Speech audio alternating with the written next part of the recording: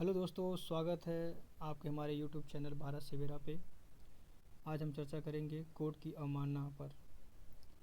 क्या कोर्ट के ऊपर कोई टिप्पणी कर सकता है? क्या कोर्ट के जज को टिप्पणी कर सकता है? कितना कर सकता है, किस हद तक कर सकता है?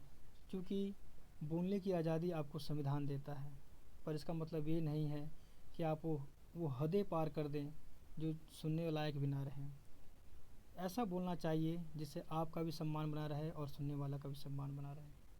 तो चलिए शुरू करते हैं कोर्ट की अवमानना पर, जो वर्तमान में भी चल रहा है। आप जो स्क्रीन पे देख रहे हैं, यह हैं प्रशांत भूषण, सुप्रीम कोर्ट के वरिष्ठ वकील।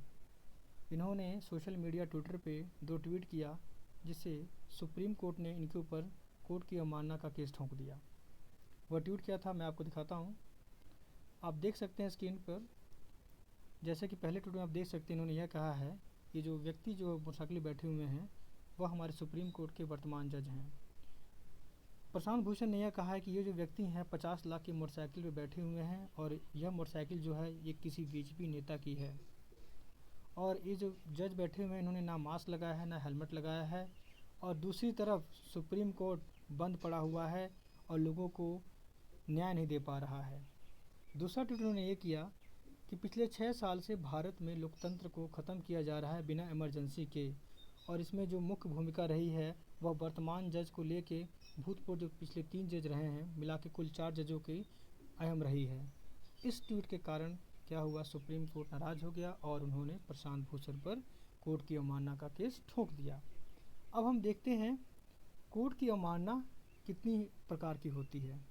तो भारतीय कोर्ट के अनुसार और न्याय प्रणाली के अनुसार कोर्ट की अवमानना 2 प्रकार की होती है। पहली है नागरिक अवमानना, दूसरी है आपराधिक अवमानना। नागरिक अवमानना में अगर कोई व्यक्ति जानबूझकर अवमानना करता है या जानबूझकर कोई टिप्पणी करता है तो नागरिक अवमानना के अंदर कहलाएगी। आपराधिक अवमानना के अंदर कोई कोर्ट का अपमान करे या उसकी कार्यवाही में, जैसे कोई केस चल रहा है उसमें बाधा डाले, तो वह आपराधिक अवमानना कहलाएगा। तो इस केस में क्या हुआ, प्रशांत भूषण केस में आपराधिक अवमानना का केस प्रशांत भूषण पर केस कोर्ट ने किया। दूसरा वह हम देखते हैं कि कोर्ट के पास ये पावर आती कहाँ से है कि वह किसी के ऊपर अपनी अवमानना का केस ठोक देता है। संविधान की धारा 142 के अनुसार जो कोर्ट को ये पावर देती है कि वह इस अवमानना का प्रयोग कर कर अपनी बात मनवा सकता है, ताकि देश में लोकतंत्र की व्यवस्था कायम रह सके। क्योंकि अगर मान लीजिए कोई कोर्ट की बात नहीं मानेगा तो बेचारा कोर्ट क्या करेगा, उसके पास भी तो कोई पावर चाहिए। इसके बाद कोर्ट की अवमानना अधिनियम 1971 भी कोर्ट को पावर देता है कि वह इस अवमानना का प्रयोग करके किसी को भी अपनी बात मनवा सकता है। तो जब प्रशांत भूषण का केस कोर्ट में गया तो जज ने उसका पूरा देखा और उन्होंने यह कहा कि देखिए प्रशांत भूषण सर, आप माफ़ी मांग लीजिए, और माफ़ी मांग लेंगे तो क्या होगा, केस ख़त्म हो जाएगा, हम कोई आपके ऊपर केस नहीं करेंगे, ना चलाएंगे। पर यह बात जब प्रशांत भूषण को पता चली तो उन्होंने यह कह दिया कि मैं कोई माफ़ी नहीं मांगूंगा। उनका तर्क यह था कि यह मेरी अंदर आत्मा से निकली हुई आवाज़ है और मैं अपनी अंदर आत्मा से धोखा नहीं कर सकता हूँ। यानी कहने का मतलब यह है कि यह मेरे स्वाभिमान की बात है, मैंने कुछ गलत नहीं कहा है, बेशक आप मुझे जेल में डाल दो, पर भैया मैं तो माफ़ी नहीं मांगूंगा। फिर क्या हुआ, फिर कोर्ट में सुनवाई हुई अगली बारी, और कोर्ट ने सुनवाई के बाद सज़ा मुकम्मल की।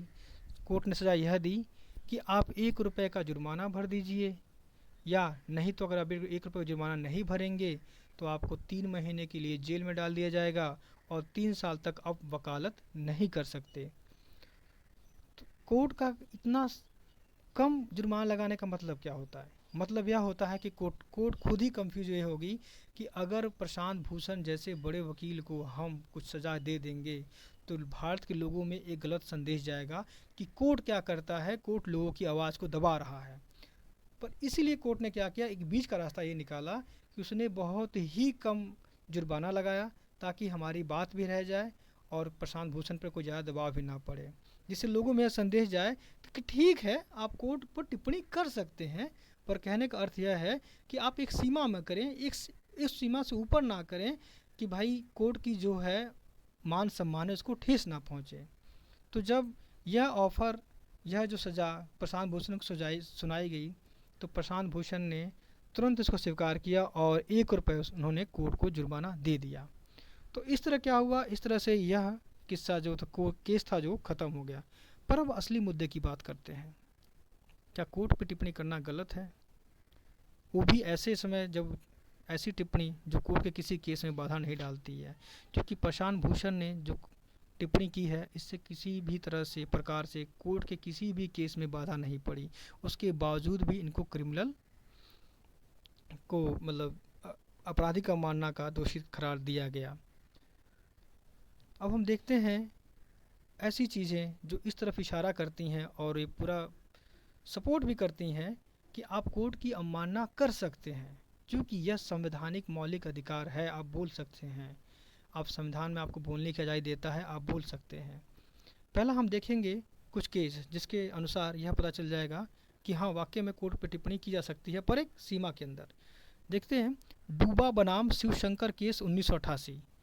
इस केस में कोर्ट ने क्या टिप्पणी की? कोर्ट ने कहा अवमानना का प्रयोग जजों को नहीं करना चाहिए अपनी भावनाओं को निकाल लेने के लिए। कहने मतलब है कि अवमानना का प्रयोग आप अपनी गुस्सा निकालने के लिए किसी व्यक्ति पर नहीं कर सकते, और जज का सम्मान अलग अलग होना चाहिए।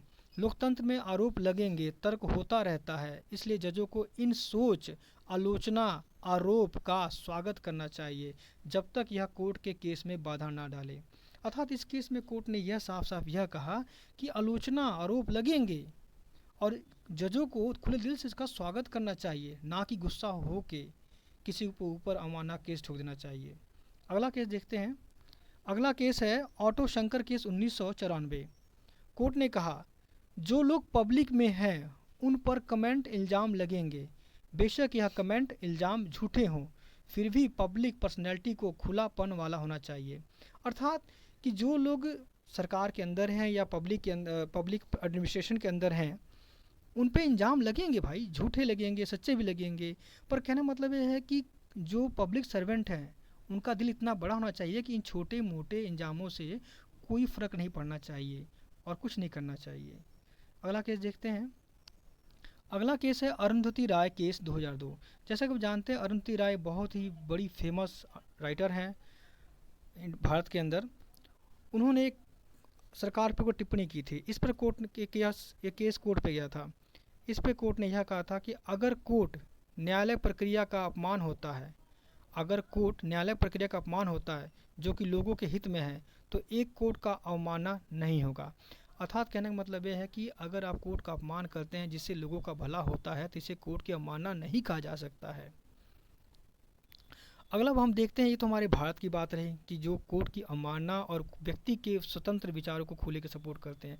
अब हम देखते हैं विश्व में, जहाँ से कोर्ट की अवमानना का एक्ट जो है भारत में लिया गया है। कोर्ट की अवमानना का एक्ट जो भारत में लिया गया है नियम, वह इंग्लैंड से लिया गया है, परंतु वर्तमान में इंग्लैंड में इस एक्ट को हटा दिया गया है, क्योंकि वहाँ पर यह तर्क दिया गया कि इससे क्या होता है, व्यक्ति के बोलने के ऊपर दबाव पड़ता है और जिससे जुडिशरी इसका गलत प्रयोग करके उसको दबा देती है।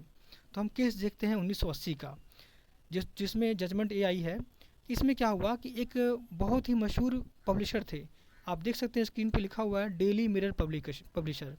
इन्होंने क्या कहा है 1980 केस में, उन्होंने कहा कि मूर्ख बूढ़े लोग, यानी जजों को उन्होंने मूर्ख बूढ़े लोग कहा।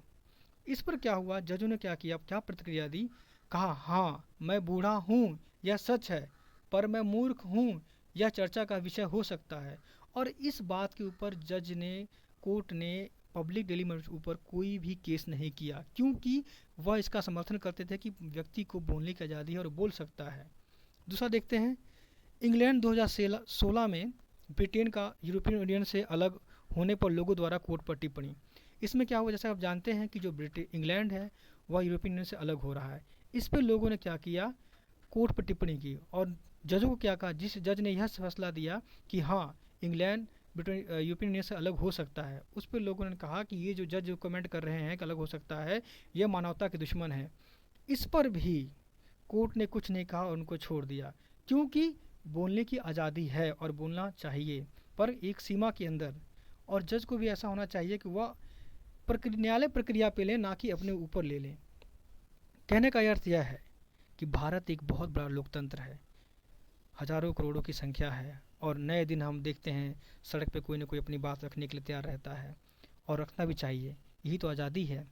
तो यह आज़ादी सभी के लिए होनी चाहिए और एक सीमित होनी चाहिए, और कोर्ट को इतना खुलापन होना चाहिए कि वह छोटी सी बात को लेकर किसी के ऊपर अवमानना का केस ना ठोक दे, जब तक उसकी किसी प्रक्रिया में बाधा ना डाले। हमारा लोकतंत्र इतना खूबसूरत है, इसको बनाने के लिए जजों को बड़े दिल वाला होना बहुत आवश्यक है। इसलिए हर आज़ादी के बोलने के समर्थकों का समर्थक होना चाहिए। यही तो भारत के लोकतंत्र की खूबसूरती है, और इसको बना के रखें।